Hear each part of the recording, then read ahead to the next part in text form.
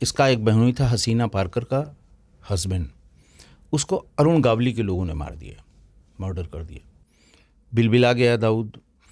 उसने छोटा राजन से कहा, वो खुद अपने भाई किसी दूसरे गैंग को कंपनी नहीं कहा गया, लेकिन वो अपने गैंग को कंपनी कहता था, खुद ही कहता था डी कंपनी।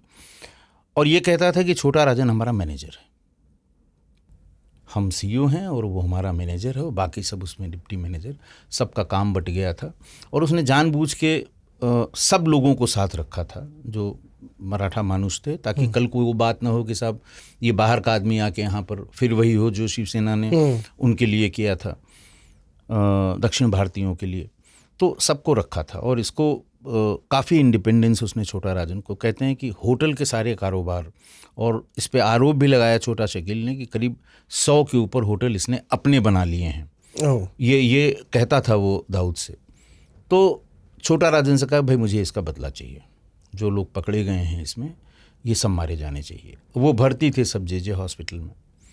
15 दिन हो गया, 20 दिन हो गया, 25 दिन हो गया, कुछ नहीं हुआ। जो छोटा शकील ने और सौत्या भी उसका बड़ा नज़दीकी था, और छोटा शकील उस समय अपना पैर जमा ही रहा था, उसने दाऊद से कहा, उसने कहा कि देखो ये हिंदुओं को मारना है, छोटा राजन कभी नहीं मार पाएगा, और तुम अगर कहो तो। उसने कहा नहीं होगा। फिर उसी के सामने फ़ोन मिलाया तो उन्होंने कहा, साहब वहाँ पुलिस बहुत लगी है, जो 2 लोग भर्ती हैं वहाँ पुलिस बहुत लगी है, और हम नहीं चाहते हैं कि कोई उसमें गलती हो, पुलिस वाले मारे जाएंगे तो फिर मुंबई पुलिस हम लोगों का पीछा करेगी। तो यही बात उसने बताई दाऊद ने छोटा शकील को। उसने कहा, बेवकूफ़ बना रहा है ये तुमको, भाई ये करेगा नहीं कभी, तुम कहो तो हम लोग इसको निपटा दें, बाएं हाथ का खेल है। तो फिर उसमें जे हॉस्पिटल शूट आउट में ब्रिजेश सिंह, ये आपका छोटा शकील, सौत्या और सुभाष ठाकुर, ये सब लोग, इन लोगों ने प्लान करके एक दिन रात में धावा बोल दिया। पहली बात तो ये रैकी नहीं कर पाए कि जहाँ पर इन मुलजिमों के रहने की सूचना थी उसमें सिर्फ एक ही वहाँ मौजूद था, एक दूसरे वार्ड में शिफ्ट हो गया था, और उनकी सिक्योरिटी में एक सब इंस्पेक्टर और 4-6 सिपाही थे। इन्होंने जाते ही फायरिंग शुरू कर दी। पुलिस ने रिटेलिएट किया, 2 सिपाही मर गए, 1 मरीज मर गया, और एक उनमें से वो मर गया। छोटा राजन को सूचना मिली, उन्होंने तुरंत दाऊद से कहा कि भाई ये इतनी जल्दबाजी क्यों की आपने, देखिए पुलिस मारी गई है, अब पुलिस हम लोगों के पीछे पड़ेगी। तो ये वहाँ से ये बीज जो उसके डाले गए, वो पारकर की, जो उसका बहनोई था हसीना पारकर का हस्बैंड, उसके मारे जाने से शुरू हुआ। और तब छोटा शकील ने ये कह के कि साहब ये कुछ नहीं करेगा, और फिर ब्लास्ट हुआ। ब्लास्ट में उन्होंने देखा कि साहब ये तो सब दाऊद का किया हुआ है, वो टाल रहा है उसके ऊपर टाइगर मेमन पे, लेकिन है सब इसी का। फिर वो पाकिस्तान चला गया। इसके बाद इसने दाऊद ने ये किया कि जिन लोगों ने वहाँ अटैक किया था जे हॉस्पिटल में, 4-5 लोग थे वो सब छोटा राजन के ही आदमी, लेकिन ये कह के छोटा शकील ने उनसे काम कराया था कि हम तुमको अलग से वो करेंगे, छोटा राजन के चक्कर में मत पड़ो। तो ये सब वहाँ गए हुए थे। तो एक दिन उसने कहा कि भाई ये जिन लोगों ने वहाँ ये काम किया है, मैं बड़ा खुश हूँ उससे, और ऐसा करो उनको बुलाओ, हम एक पार्टी करेंगे। छोटा राजन ने मना कर दिया कि जाना मत वहाँ पे, नहीं तो ये फिर हमारे ऊपर ये बातें आ रही हैं। लेकिन वो नहीं माने। उसमें संजय रागड़ थे और 3-4-5 लोग थे। उनको वहाँ ले गया और छोटा शकील से कहा कि इनको नेपाल ले चलो, इनसे हम बड़ा काम कराएंगे। ये सब वहाँ नेपाल चले गए। मैंने इसमें किताब में उसका जिक्र किया है।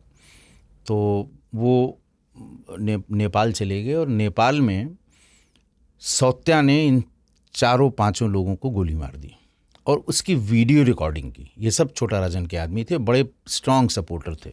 संजय रागड़ और क्या क्या उनका नाम था, मैं भूल रहा हूँ। दिवाकर चूड़ी था, संजय रागड़ था, और अमर जुक्कर, ये 3 तो उनके बहुत ही स्टॉन्च अपने लड़के थे। और ये भी मारे गए, साथ में 2 आदमी और मारे गए। नेपाल के अखबारों में बड़ा हल्ला हुआ, और AK-47 से मारा था। रिकॉर्ड किया। रिकॉर्ड कराने के बाद छोटा शकील से कहा कि ये वीडियो छोटा राजन के पास भिजवा दो। 4-6-10 दिन में, उस समय तो वो कैसेट चलते थे, मोबाइल फ़ोन थे नहीं, तो कैसेट छोटा राजन के पास भिजवाया गया। पूरे लोग इकट्ठा हुए, देखा उन्होंने कि ये तो दाऊद ने मरवा दिया। आवाज़ पहचान ली, सौत्या की आवाज़ थी। तो वो दुश्मनी और जिसको वो कहते हैं कि और गंभीर हो गई दुश्मनी। तब एक दूसरे के आदमी इन लोगों ने मारने काटने शुरू कर दिए। फिर एक तो खुद मरवाते थे, फिर छोटा राजन ने कहा कि जितने लोग ब्लास्ट में थे मैं सबको मारूंगा, जितने भी उसमें पुलिस की रिपोर्ट में बाकी सब में आ रहा है। और एक एक करके उसने मरवाना शुरू कर दिया। और तब दाऊद ने अपना इस्तेमाल करके इनके आदमियों को मरवाना शुरू किया। उसी समय एग्जैक्टली उसी समय 95 में वहाँ बीजेपी शिवसेना की सरकार आ गई। तो जितने ये सब इंस्पेक्टर उस समय के थे, 83 बैच के थे, आंग्रे थे, सचिन वाजे थे, विजय सालस्कर थे, प्रदीप शर्मा थे, ये सब 83 बैच के सब इंस्पेक्टर थे। और पहले चूंकि सरकार ऐसी थी कि वो छोटा राजन के लोगों को मार रहे थे, जैसे ही सरकार बदली वैसे इन्होंने भी अपनी रातों रात निष्ठा बदल ली और फिर ढूंढ ढूंढ के दाऊद के आदमियों को मारना शुरू किया।